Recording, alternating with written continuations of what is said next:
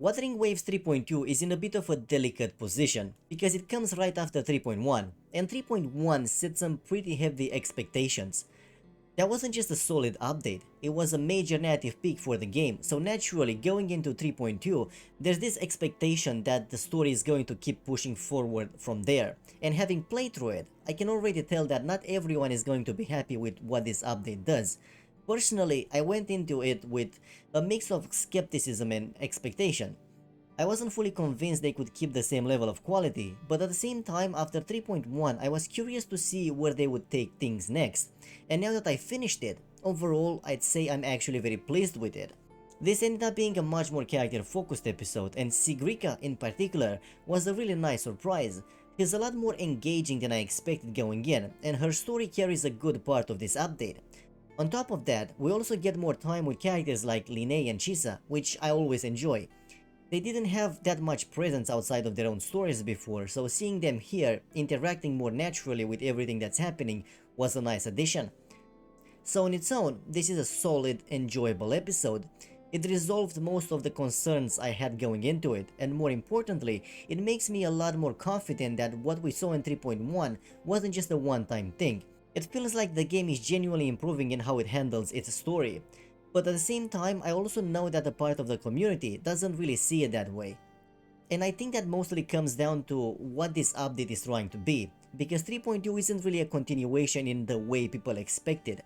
So instead of just looking at it as good or bad, I want to take a closer look at what this update is actually doing, how it works as its own narrative episode, how it follows up on 3.1, and whether this was the right point in the story to move things forward or not. So before getting into the bigger discussion about how this connects to the main story, I want to look at 3.2 on its own. Not as a continuation, not as a setup for what comes next, just as a narrative episode. And to do that, I'm gonna use a very simple framework. Nothing complicated, just 6 basic elements: the hook, momentum, questions, character attachment, conflict, and payoff. It's a pretty rudimentary way to look at storytelling, but I like it because it's straightforward. It gives you a quick sense of whether a story is structurally sound or not. So starting with the hook, this one is fairly simple. The hook is already established before 3.2 even begins, with a grand architect's plan surrounding the festival and the Star Torch Academy. It's not particularly groundbreaking on its own, but it doesn't need to be. It creates enough mystery, it ties back to the main antagonist group, and it gives the story a clear starting point. So for what it's trying to do, it works. Now, momentum. This is probably the easiest one to evaluate here. For the most part, the story flows well, it moves at a consistent pace, and it doesn't feel like it's dragging. There is, however, one part in the middle where the story kind of pauses and pushes you into a series of smaller narrative segments tied to an event. And that part felt unnecessary, not because those moments are bad, but because they interrupt the flow more than they add to it. Those same interactions could have been integrated naturally into the main progression instead of forcing a stop. It's a small issue and it doesn't really hurt the overall experience, but it is noticeable. Outside of that though, the momentum is solid. Moving to the questions, this is where the story does a bit more work. You have the central question about the Grand Architect's plan for the festival, you have the mystery of who's infiltrating the academy, and then you have the more character-driven questions tied to Sigrika. And honestly, some of those are a bit more entertaining than the main plot itself, because somehow she manages to surround herself with the most suspicious people possible.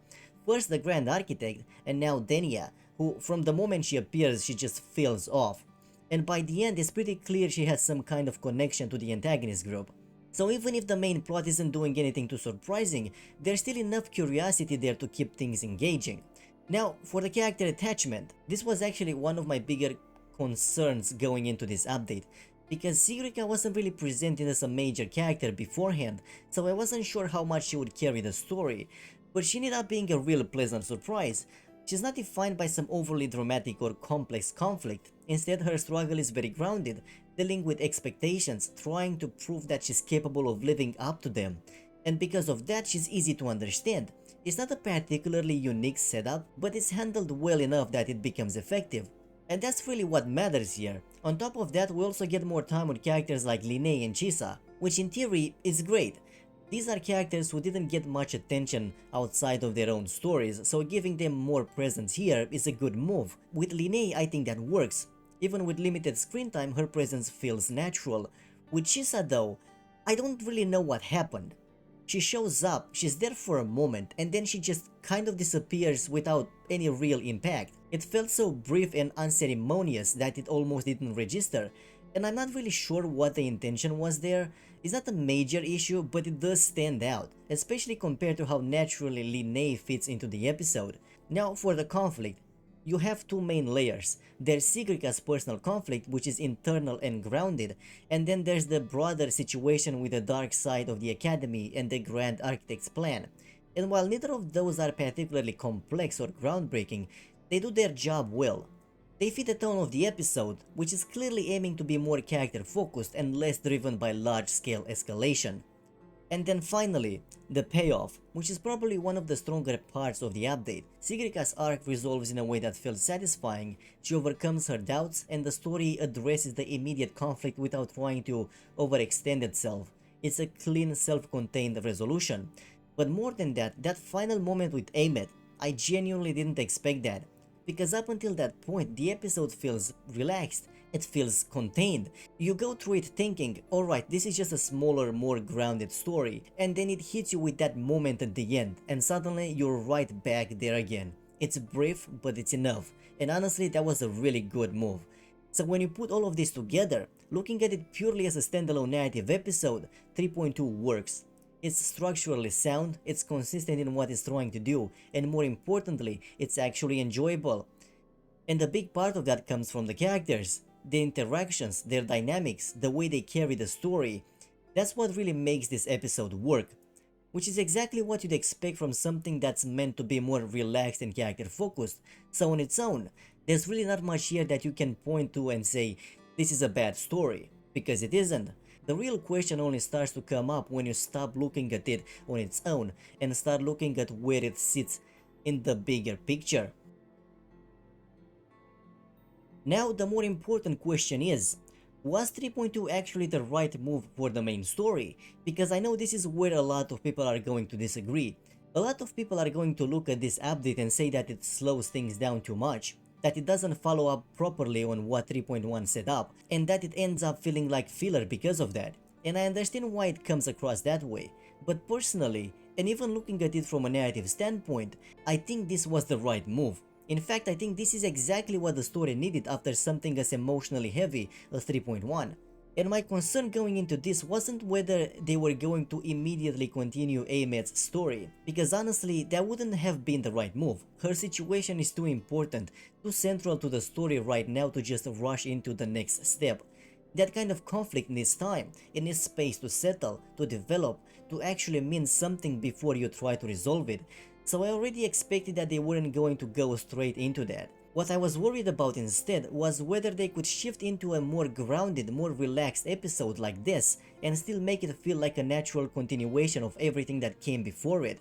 And I have to say, they handled that really well. Because yes, if you look at this update purely on the surface, the stakes are smaller, the conflict isn't as intense, and the presence of the antagonist doesn't feel as immediate or threatening.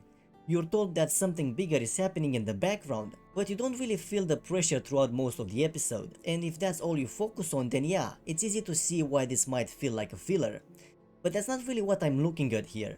What matters more to me is how this fits into the story as a whole, how it follows up on 3.1, and how it prepares what comes next. And this is where I think 3.2 does something really well, because even though Amet isn't the focus of this episode, she's still present. Not in a direct way, but in how the story carries her forward. You see it in how often she's brought up, you see it in how the protagonist is still affected by what happened, and you see it in the way her presence continues to shape what's going on. And more importantly, she's still actively part of the story, even something like her song helping us escape the dark side. That's such a small detail on its own, but it does so much work, because it keeps her connected to the present, it makes everything feel continuous instead of disconnected, and that's what makes this feel like a natural follow-up, even without directly continuing her storyline. And beyond that, the episode is also quietly setting things up for what comes next. through characters like Denia, who clearly has some kind of connection to the main antagonist group, and through the way she's positioned within the story, even if her role here is relatively small. It also raises questions about Sigrica herself, because when you look at it, it's hard to believe that both the Grand Architect and someone like Denia would get close to her without a reason. And that leaves this open question: is she just part of a self-contained story, or is she going to play a bigger role in what's coming next? And that's why I think this was handled really well, because even though this feels like a smaller, more contained episode, it still creates threads that lead forward. It builds curiosity, it introduces uncertainty, and it gives the story somewhere to go next without forcing it too early. And to me, that's what makes this work. Not because it's big or dramatic, but because it fits. When I step back and look at 3.2 as a whole, I think the most important thing about this update isn't any single moment. It's not Sigrica as a character, even though she works really well here. It's not the dark side concept, or the Grand Architect's plan, or even the final moment with Ahmed. What stands out to me is something a bit more fundamental. It's how confident this update feels in what it's trying to be. It doesn't try to compete with 3.1. It doesn't try to escalate things just for the sake of keeping the momentum going. Instead, it slows down. It focuses on its characters and it lets the story breathe a little. And more importantly, it trusts that doing that is enough. That's not something you see very often in gacha storytelling. Usually there's this constant need to keep raising the stakes, to keep things moving, to always be building towards the next big moment. But here it feels like they're willing to step back and let the story settle before moving forward again. And I think that's what makes this update important, not because it's bigger or more impactful than 3.1, but because it shows that they understand pacing, that they're not just trying to deliver isolated high points, but actually build something that flows from one part of the story to the next.